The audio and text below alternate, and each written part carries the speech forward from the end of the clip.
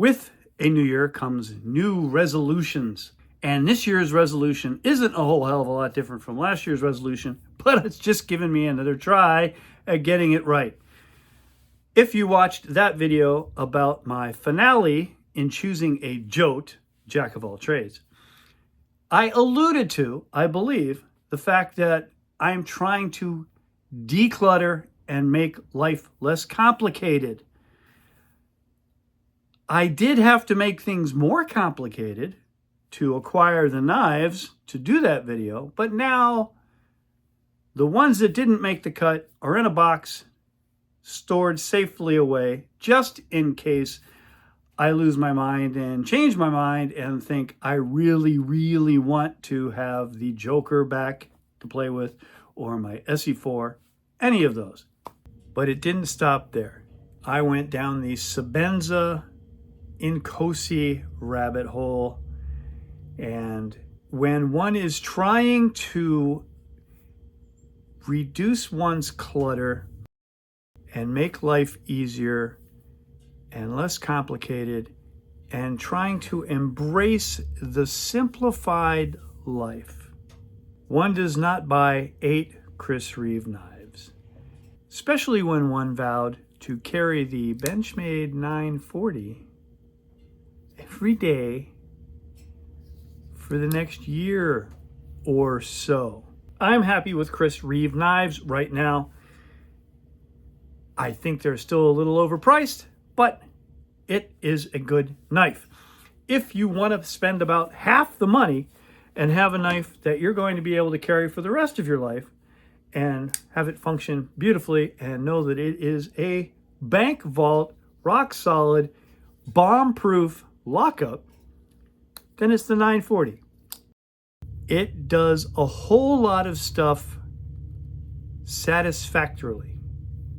It really doesn't do anything spectacularly other than provide a decent amount of knife in a relatively easy package to put in your pocket and forget that it's there, and your hand still fits in your pocket. The Sebenzas and a lot of other pocket clip knives are kind of wide, and your hand has to do some gymnastics to get down into the pocket. Not so with the 940. Mine happens to be a little special because it doesn't come this way. It's all black hardware, S90V blade, deep carry pocket clip, and the addition of those screws, which just help you get this knife out of your pocket. Because sometimes this material, when it starts to wear down, loses some of its tackiness, gets slick. Depending on the rim of your pocket and the tightness of your clip, you might struggle a little bit to get the knife out, and that basically just gives that part of my thumb someplace to grab a hold of and help get the knife out of my pocket. So there, now you know my little secret. I know a lot of you have bitched and moaned about the Omega spring.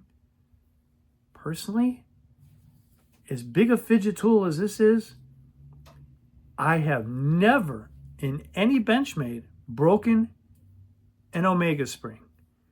I have backup springs just in case so that I don't have to send it back. I don't know if you can order Omega springs. You may be able to get them aftermarket. My EDC belt knife.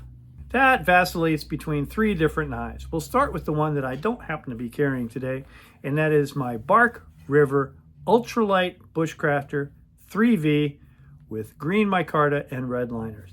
If you were to see me walking down the street, chances are, more frequently than not, you would see me carrying my ESEE IZULA, notice I pronounced that correctly, in S35VN with my super special modded Rowan-made HEST knife scales. They are hollow.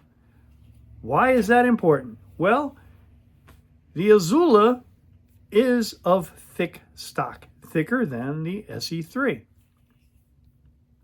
That means there's room for some stuff in there.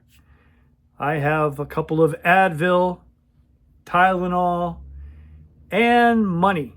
I think we're into a couple of 20s and a 10, or it's a 50 still. I don't remember, but enough money to get me a bus ticket, an Uber, a cab ride, or just pay somebody off to get me home should I ever be abducted and whisked away to some unknown parts, and I can sneak away and get home. Now I have two IZULA ones. This one and the other one I'm not carrying today because, again, we're trying to simplify life.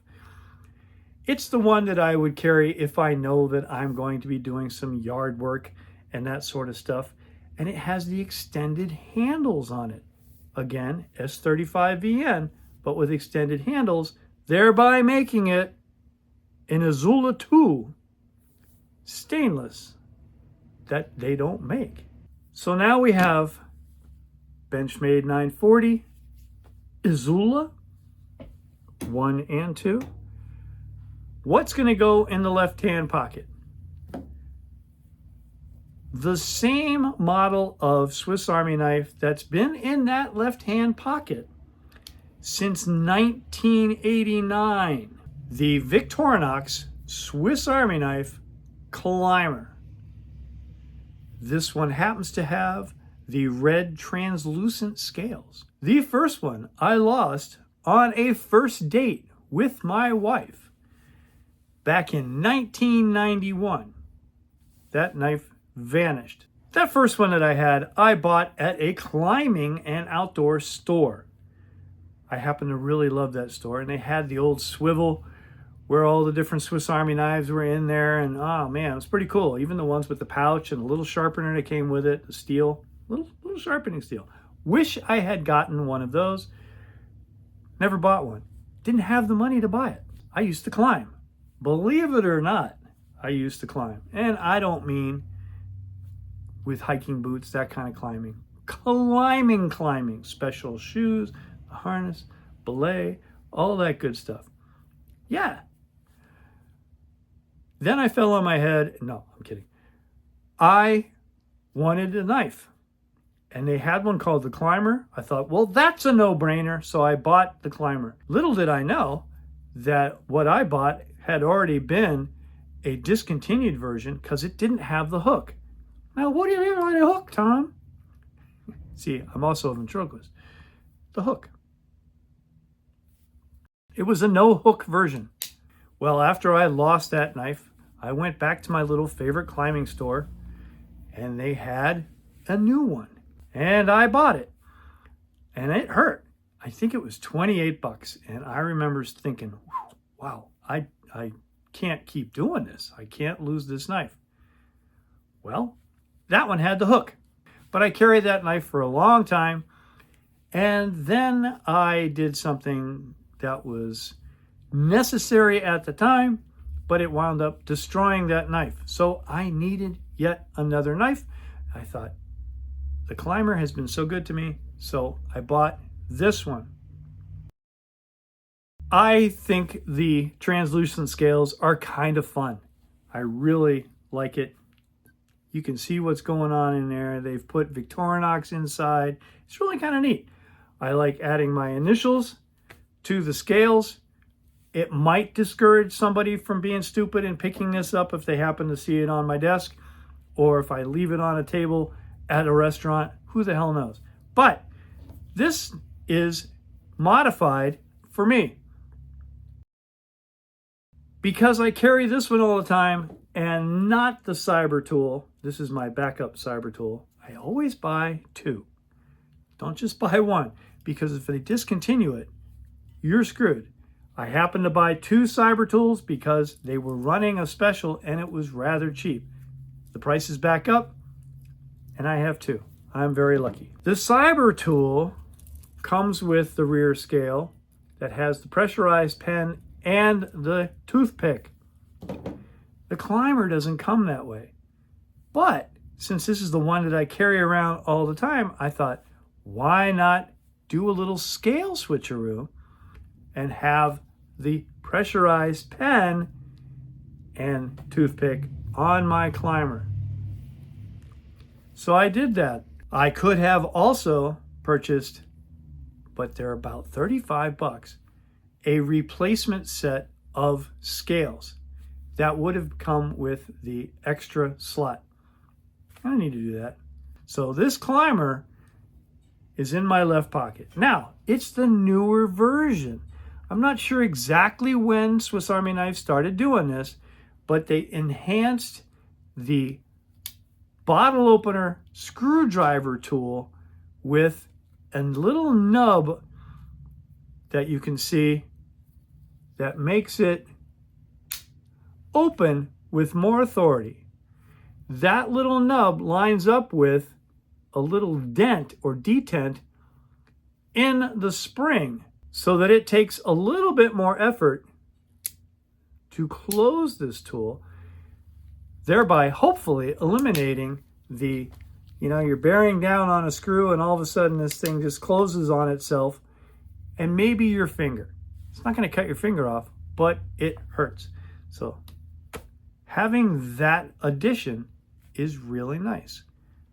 It's on the Cyber tool. I think it's on most of the newer knives that they're making now.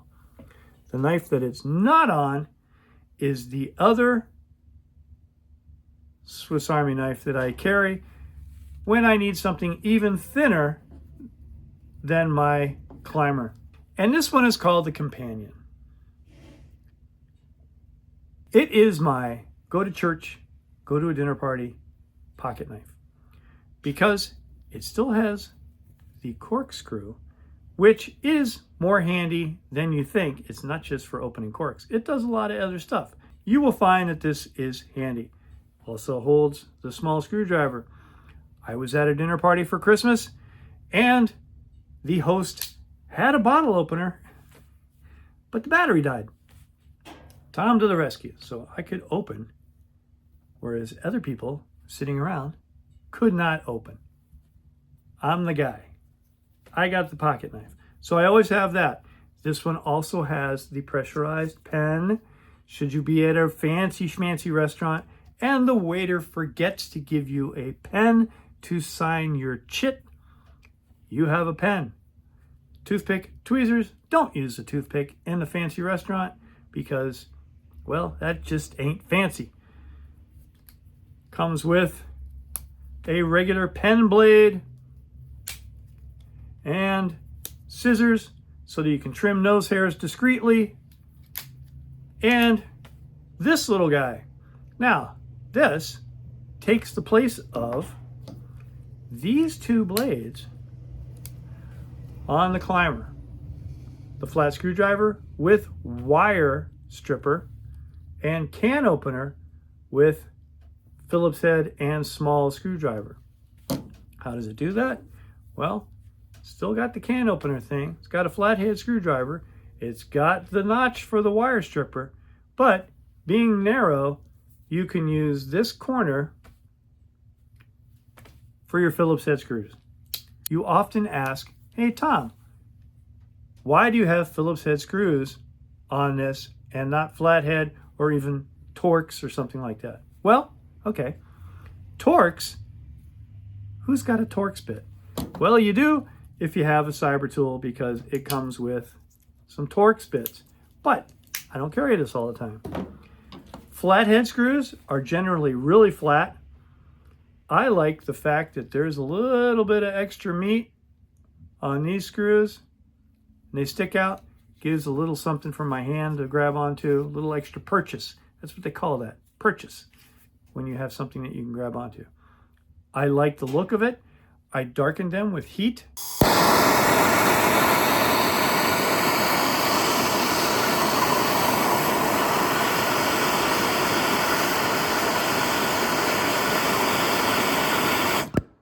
So they're going to stay that way forever. But I always carry a Swiss Army knife. You can use the small blade on the Swiss and take these scales right off. Piece of cake. If I lose this, I'm not screwed. You always have a tiny screwdriver on you if you wear pants with a zipper. The zipper on my Carhartt pants and Levi's or whatever I'm wearing fits in that screw. So there, I can always take these scales off and get to the Advil / Tylenol that's in there and money should I ever need it. In the spirit of 2026, that is going to be my New Year's resolution.